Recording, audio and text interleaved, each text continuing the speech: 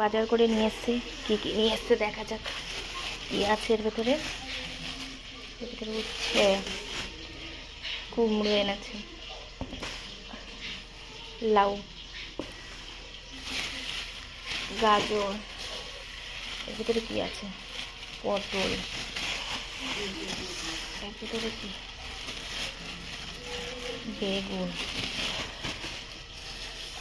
Tomato, শসা, এর ভিতরে কী আছে? এর ভিতরে বরবটি, এর ভিতরে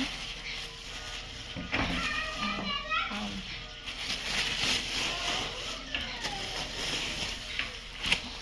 এর ভিতরে আছে বড় আম, লম্বা লম্বা, কী আম বলে জানি না। আর এই আছে কলা।